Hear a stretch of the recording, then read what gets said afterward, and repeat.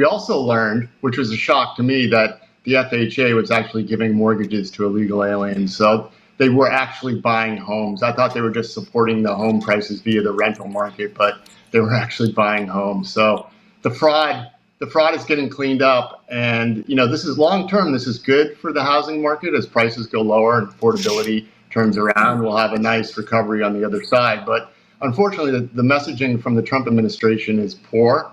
They seem to think they're going to be able to talk their way over the valley that's coming, and that's just not going to happen. And claiming there's a golden age is really not helping them at all when it comes to the midterms. Let me ask you, Ed. I'm really interested in this housing correction. I was not so shocked actually to learn that they had been giving mortgages to illegals, because that's what they would do, right? And it kind of made sense. Now a lot made more sense is what we've seen in the housing market. Your theory had even more credibility, right? After we found out they weren't just propping it up with rents, that they were actually allowed to buy houses by getting mortgages. How long do you see? What are you talking about here when you say at the end of this is going to be better for American buyers, right? And it's going to correct.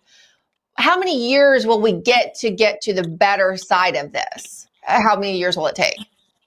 Well, it depends on how long they try to prop this up and cover it over with 50-year mortgages, delay the inevitable.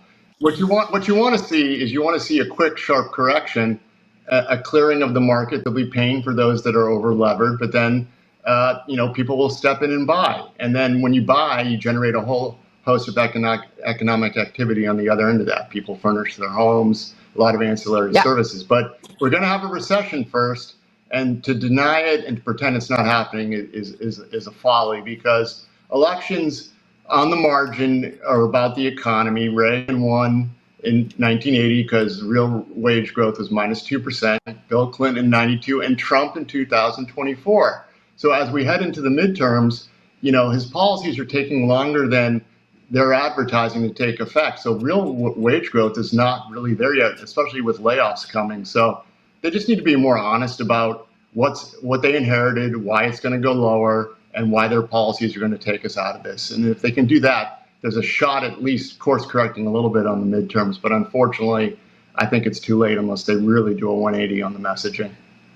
I think you're right, because I hear a lot of people complain that their money's still not going far enough. They still don't feel like their income allows them to buy what they need, or they have less dispensable income. So people realize that the wage growth isn't quite there. But if the Trump administration would just explain it and what they're doing, and what they project to be a real amount of time, a feasible amount of time, I think most people would be with them, because they understand these crazy kind of policies like giving illegals mortgages that put us in this position, and everybody just wants it to get better.